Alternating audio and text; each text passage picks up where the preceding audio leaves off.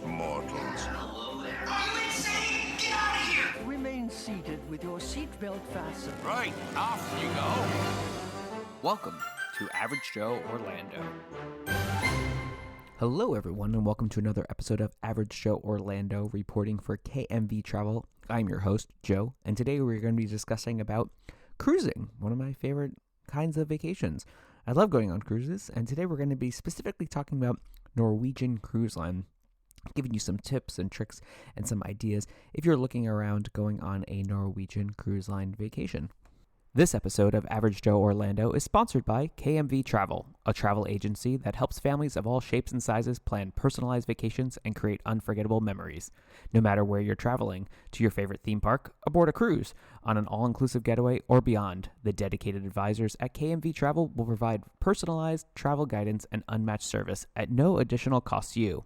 To learn more and start planning your vacation with expert guidance, visit kmvtravel.com/Joe. Now, I have been very lucky to go on many different cruises on many different cruise lines. I have, of course, been on Norwegian Cruise, which I'll talk about. I've been on Royal Caribbean, Princess, Celebrity, and, of course, a Disney Cruise Line, which I've spoken about on this podcast before. And I have to say, every cruise line has something for everyone, and it depends what you're into and what you're going for and what you are really looking for.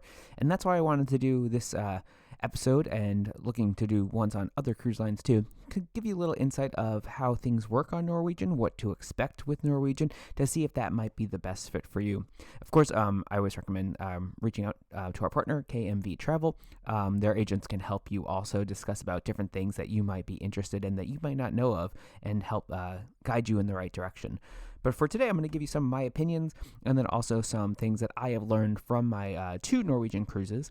Now, I have been on the Dawn, which is one of their older ships, smaller, older ships, a little less things to do on board, refurbed, and then the Prima, one of their newer, very modern, very fancy-looking ships.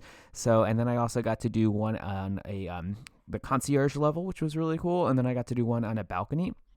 So we can talk about the differences in that as well, to kind of give you an idea and a roundabout of what you can expect and what you can look for, and maybe learn something new also.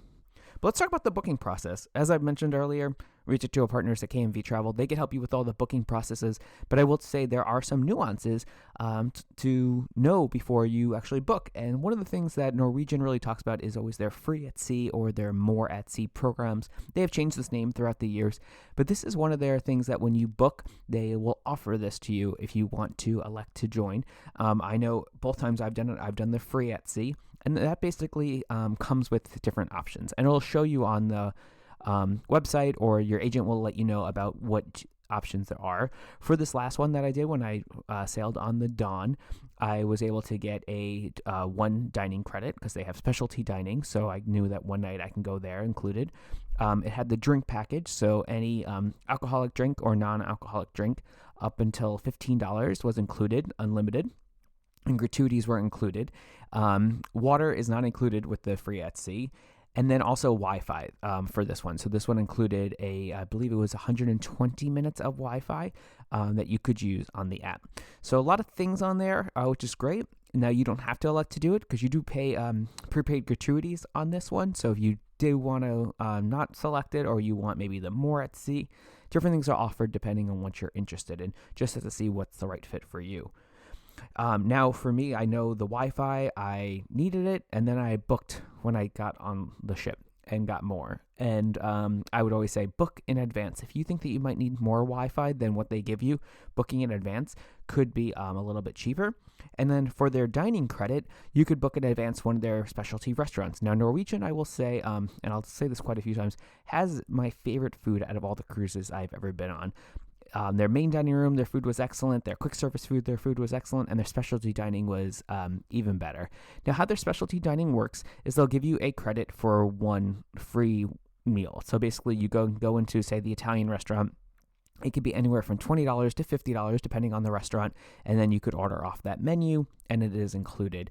Some of them might be a little bit more, some of them might be a little bit less. I know we did, for this past one, we actually did the Italian restaurant, and we did the Brazilian steakhouse, and then one of them, I think, was like 30, the other one was 40, so we were able to use our credit for one of them on there. So really great experience, and something that you might want to book in advance, once again, your agent can help you with that one, because you do want to make sure that you get in. Especially if you have that free credit, you want to make sure you use it. So definitely one of those things that on Norwegian you want to look up. If you want to experience specialty dining, make sure you do that in advance. On the ship, they will still have some available, but obviously no guarantees. Another thing that you might want to book in advance are the shows, depending on what cruise you're going on. When I did the Prima, they actually did the Price is Right live. Now, this included all of the actual sets from Price is Right. They actually even gave away a car. You had to get within, I believe it was like $100. They were way off. They did not win a car. But they had real prizes on there. They had the games. Of course, they had Plinko. But it was really fun. However, this is something that you had to book in advance because it was a limited amount of seating. So one of those things that you really want to like look in advance once you have it booked and see what there is to maybe book and what those windows are. First-time cruisers, definitely always suggest going through an agent because they could help guide you. Somebody like me, I might be a little bit more savvy, can book with the agent, but then take all those other things on my own, or maybe can help navigate and already suggest what I want to them, and they can help me book that one. Also, now the staterooms are a big one. What kind of stateroom do you want? Something that they do really well on Norwegian is they do solo cruising. Did see this one on my last. They had a lot of solo gatherings where they would bring any solo travelers, so people traveling by themselves, together and do different events for them, which was really nice. In addition, solo rooms are great because a lot of cruise lines will do everything double occupancy, which means that even if you are traveling by yourself, you have to pay for 2 in the room because it is a minimum double for those rooms. So something really nice that Norwegian has is a lot of their ships will have those solo rooms. So a little bit smaller, made for one person, and you only have to pay for yourself. And then they'll have those activities for you also. Of course, now there are also the interior cabins. You have a porthole, you could have a balcony, and then you could have on Norwegian called the Haven. So a lot of their newer ships or the more modern ones will have the Haven, which is kind of like their suite and their concierge, where you'll have the butler and you'll have more of the services. Now, when I did the Dawn, I will say I did the concierge level. They do not have a Haven on that ship. However, it was considered that same level to have more of the butler and the specialty dining. Something I had that I really enjoyed was a specialty place for breakfast and lunch. So I never went to the food courts or any of those areas. I got to just have my own area to go to. However, was always welcome to go there also. Now, also what comes with booking process is prepaid gratuities. Now, depending on the ship and your category of rooms, you're going to have either $20 to $25 automatically added to your bill per day as your prepaid gratuities. So some things to keep in mind before you hop on the ship. I always say also bring extra cash if you want to do things such as room service, or if you want to tip one of your servers, or if somebody just did a great thing and you want to give them a little bit extra. Always bring cash on you, and they will definitely appreciate that. Not to mention, you want to have cash for that casino. Now, on the ship, let's talk about the onboard ship experience on the Norwegian. Now, it depends what you want. The newer ships are going to have a lot more activities. I know when I was on the Prima, on the top of the deck, they had go-karts, and they had a huge go-kart track. They had a dry slide that went from the top all the way down the side of the ship. They had infinity pools all around the side, a lot of outdoor seating. On this one, on the Dawn that I recently went on, a lot less to do. They had a library. They had the gym. It was more of a laid-back, sit by the pool, read a book kind of thing, which I can personally say, not my vibe. Kelly from KMV Travel, that's going to be her vibe. She's going to want to grab that book and sit and relax and enjoy the quiet time. Joe, though, I can't sit still, and I want to do all the activities. So really, it's going to be, what do you like to do, and what are you interested in? On the ship, they will give you that app, so either you could use the pamphlet every day or look on the app for all the different activities. I like to start off and see what's going on that day.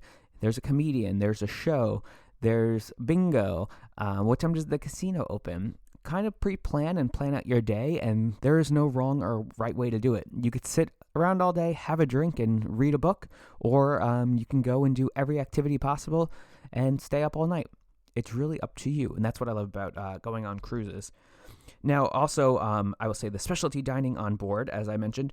Inside the dining room, they also do freestyle dining. So if you're used to maybe Disney Cruise Line, where you get those 2 dining times per night, and you could either go at like 6:30 or 8:30, and that's it. Or maybe Royal Caribbean, where you pre-choose your time, and then you're going to sit with other people.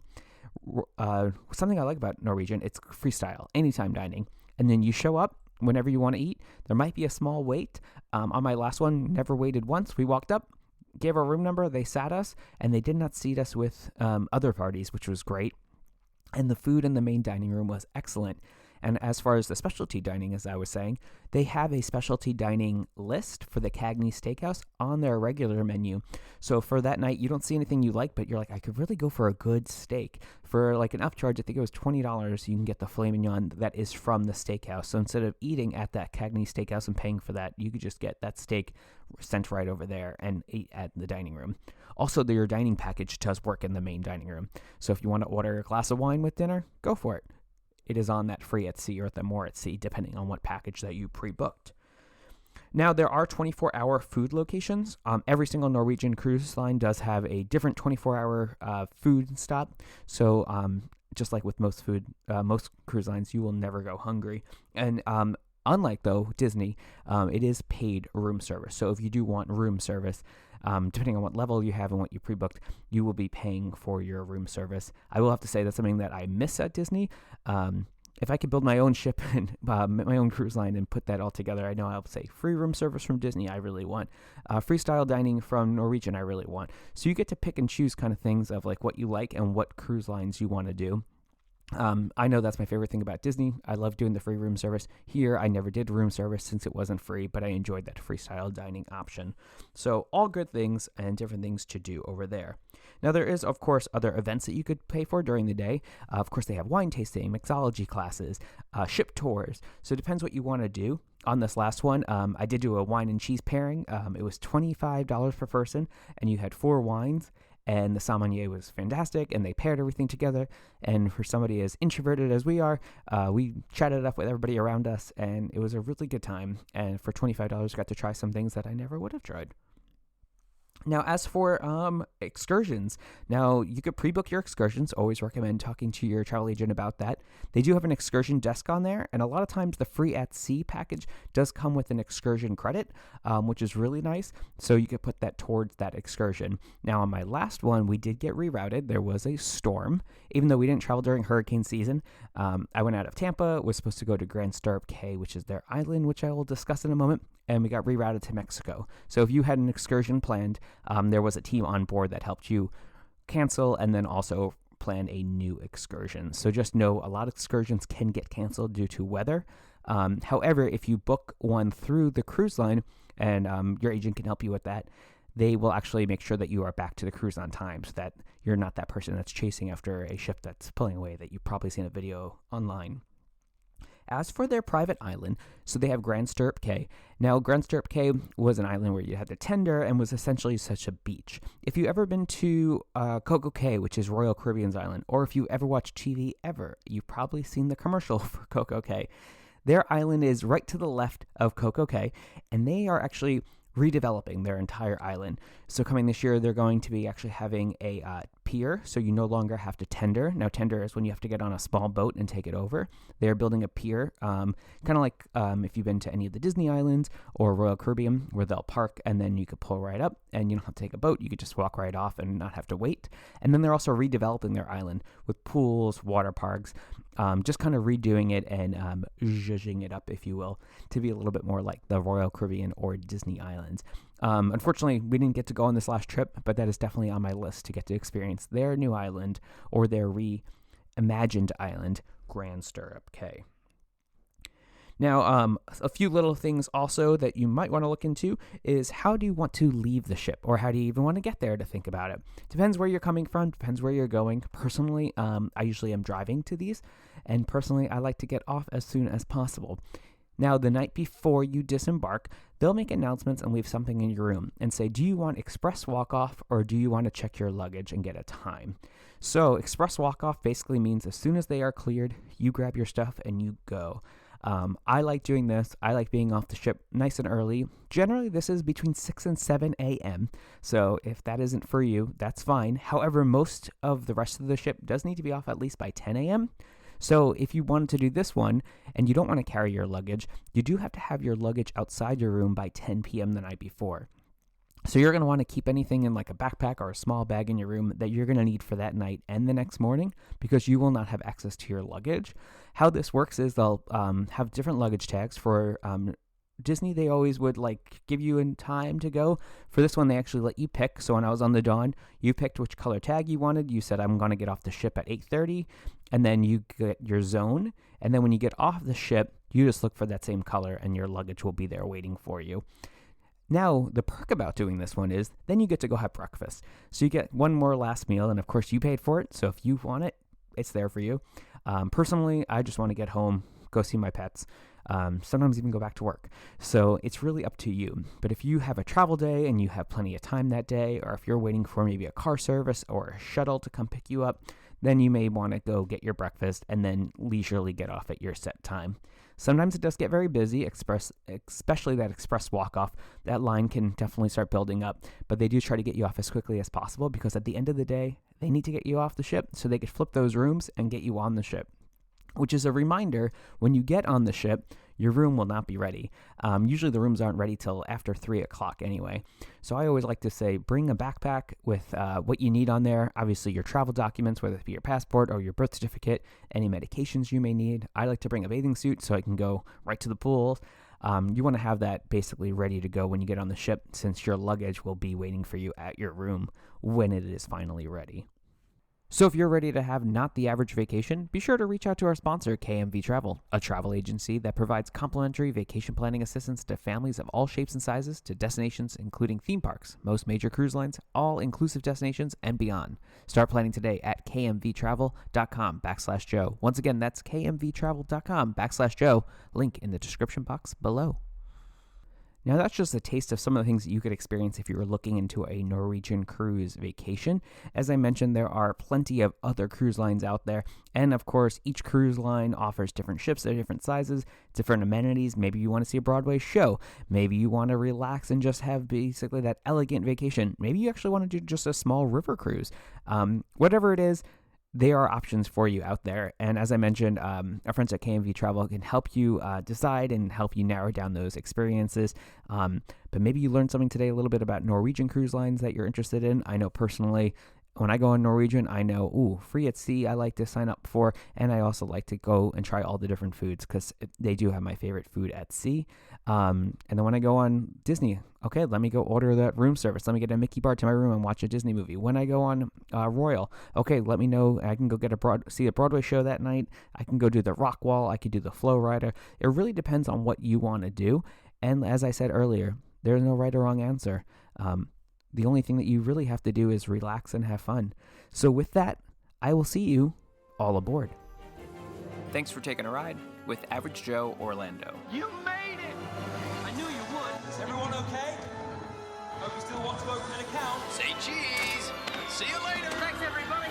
You were brilliant. At this time, gather up your personal belongings and take your small grubs by their grubby little hands as you exit. Thank you.